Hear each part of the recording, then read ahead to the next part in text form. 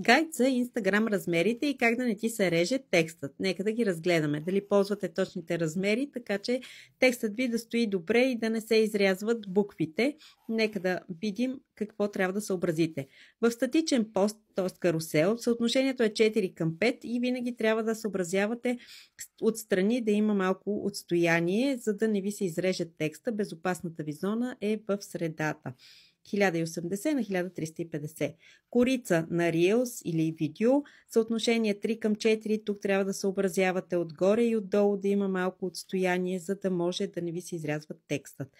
Запазвайте винаги в квадрат 1000 на 80 най-важната информация, защото в Explore страницата все още се появяват под този формат.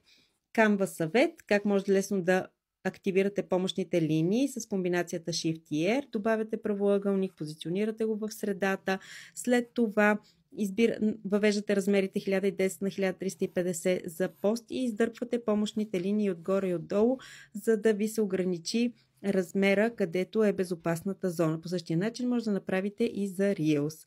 И нека да обобщим статичните постове, съотношение 4 към 5, в грида излизат 3 към 4, т.е. се изрязват малко отстрани. За Reels и видеа 9 към 16, изрязват се леко отгоре и отдолу. Ако това видео ти беше полезно, го сподели!